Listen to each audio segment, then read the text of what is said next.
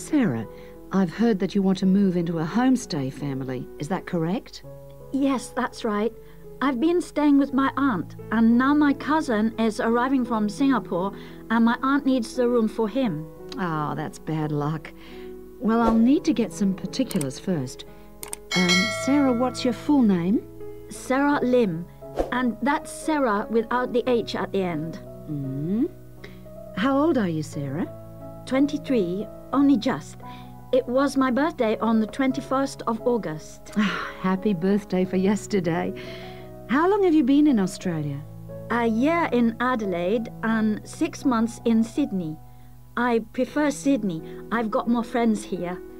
What's your address at your aunt's house?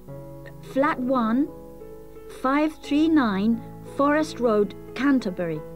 And the postcode is 2036. Okay. What are you studying now? I was studying General English in Adelaide, and now I'm doing academic English because I'm trying to get into medicine next year. That sounds good, but it'll take you a long time. When would you like to move out from your aunt's? My cousin arrives on Friday morning, so I'd better be out on Thursday. What, the 7th of September? Yes, that's right. That doesn't leave us much time. Right, okay. I need to know what kind of accommodation you'd like so I can get you something suitable. Can I share a room with someone else? I've been alone in my room at my aunt's, and I've always shared with my sister, and I like that. Yes, fine.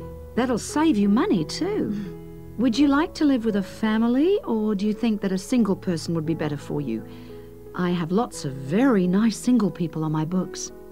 Do you have any women living alone, retired women? Yes, I have quite a few whose children have grown up and left home.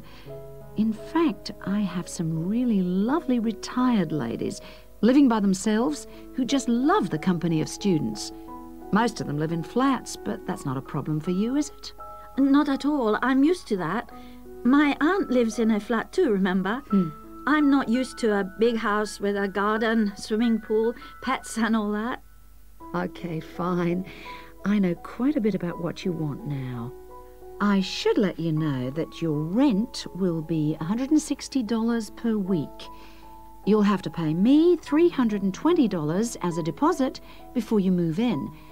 The deposit is as insurance in case you break something. You'll need to pay monthly to me by cash or cheque, I don't mind.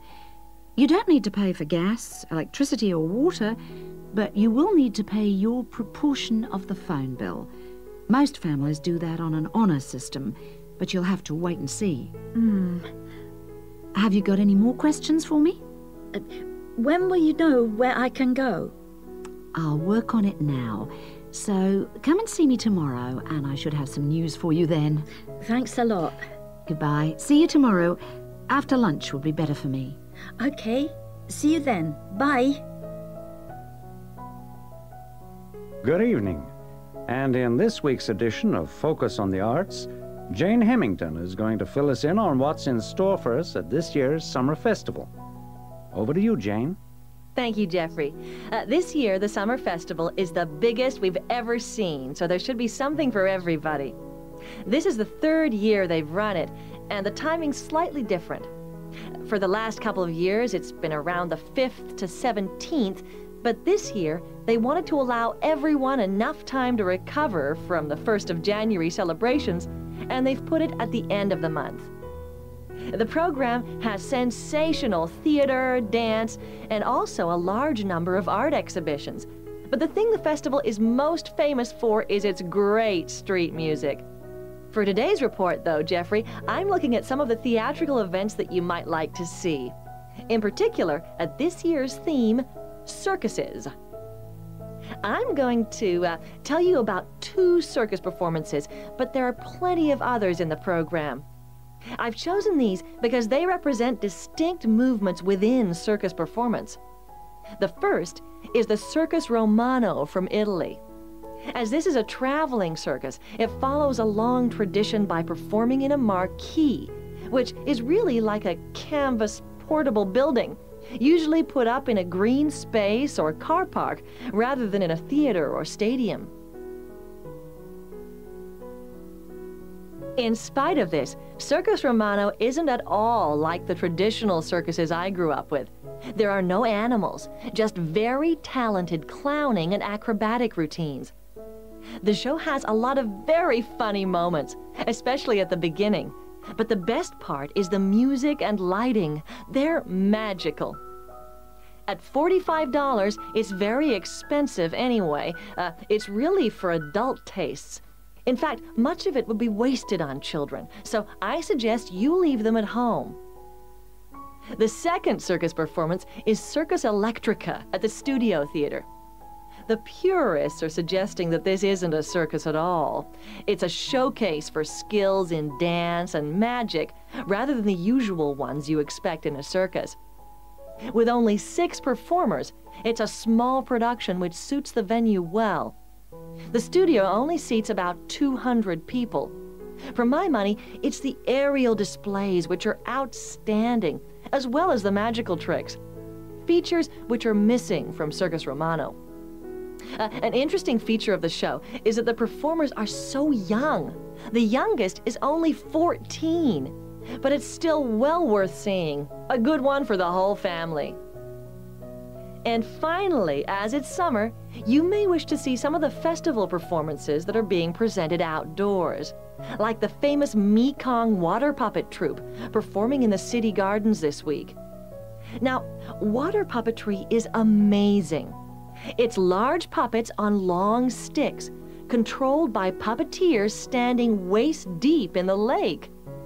The puppets do comedy routines, and there is some terrific formation dancing. This is a fantastic show, and the best moment comes at the end, seeing the puppeteers.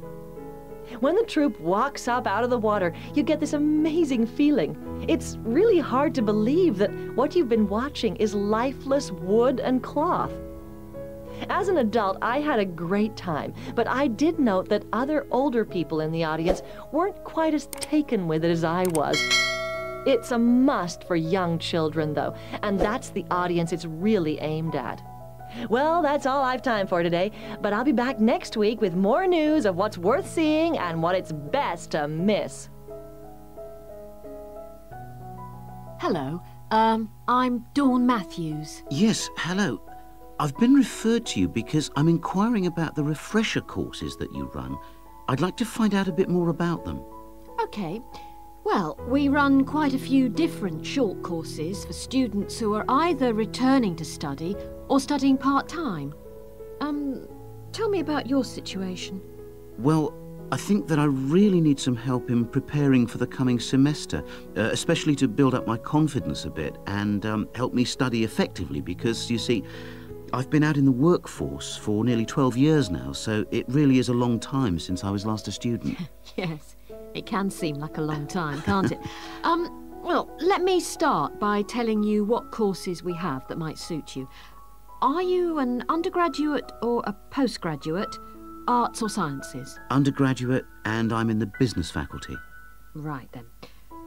Well, first of all, there's our intensive Study for Success seminar on the 1st and 2nd of February. It's aimed at students like you who are uncertain about what to expect at college and looks at a fairly wide range of approaches to university learning to motivate you to begin your study and build on your own learning strategies. That sounds good. What are some of the strategies that are presented? Well, we try to cover all aspects of study.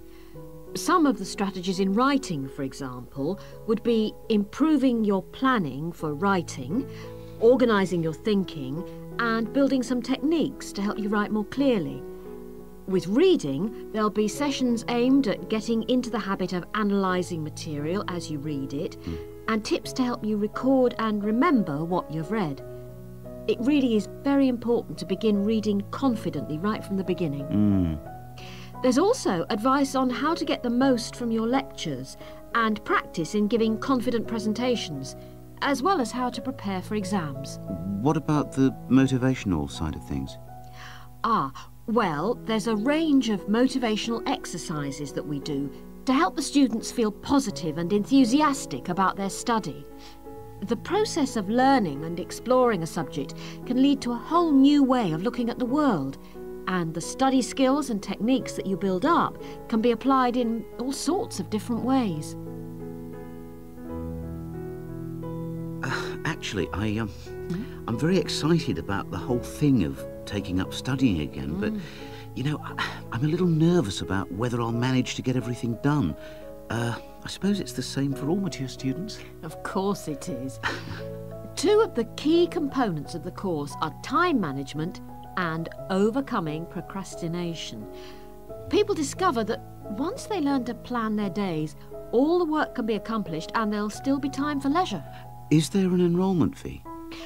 Well, just a minute, let's see. The cost is £30, which includes all course materials and morning tea. You have to arrange your own lunch. Well, that wouldn't be a problem. I already make sandwiches for my 3 kids and my wife and myself every day. I won't have to change my routine. No. Now, I need to tell you that this is a very popular course, and it's essential that you book well ahead of time. In fact, the course convener tells me that there are only 5 places left. What other course might be good for me? There is one other that you could benefit from. It's simply called Learning Skills for University Study and is on 3 consecutive mornings, starting on a Monday from 9 to 12, and costs £25. This is aimed at upgrading the study skills most school leavers have and help them cope with the increased demands of university study. It focuses mainly on making students more responsible for their own success. What sort of things are covered in this course?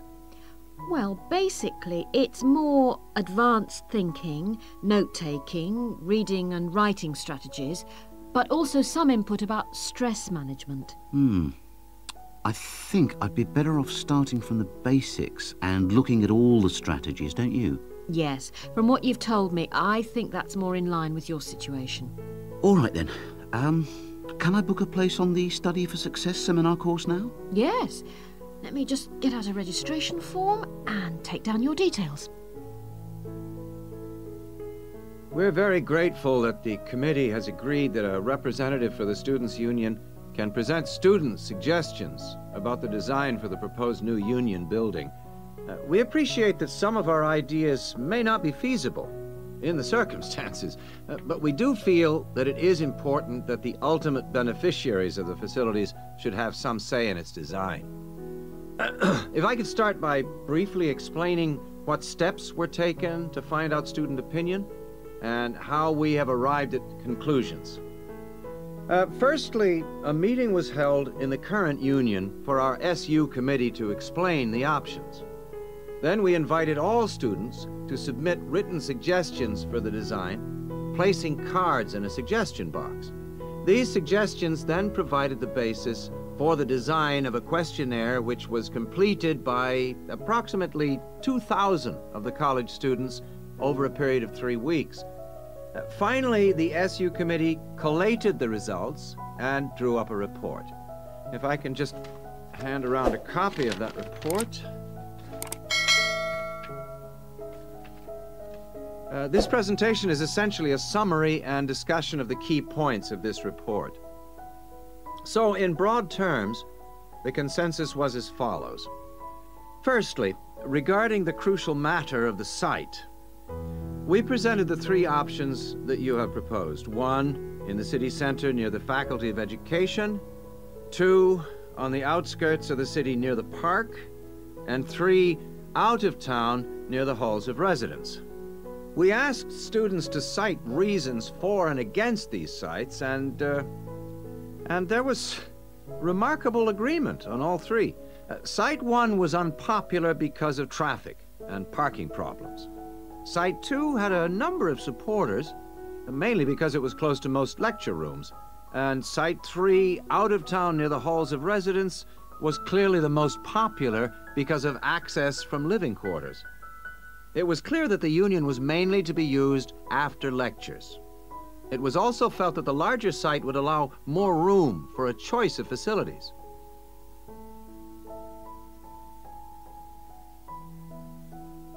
Our second area of interest was obviously the facilities. There was minimal interest in having a library on the premises, but one option seemed to be a reading room instead, more useful. We would like the current table games room to be replaced with a small gym, and if possible, a small swimming pool. Not, of course, Olympic-sized. There was a large number of respondents in favor of a travel agents and insurance center. We also request that there be the offices of the Student Counseling Center, moving this from the refectory. There was, however, much disagreement about whether to build a drama theater. Just over 40% of the respondents were in favor, but a largish minority were strongly against it, claiming that it is elitist and a waste of funds. Essentially, the jury is out on that. Finally, given the number of unfortunate incidents in the current union over the past few months, a strong point was repeatedly made about security. The recommendations would be at least video surveillance and security personnel who would check student union cards on request. We doubt if it would be feasible to have a check at reception of all people coming in. Well, this is the summary of the views of the student population. As I say, fuller details are given in our report, but I'm happy to take any questions if you have them.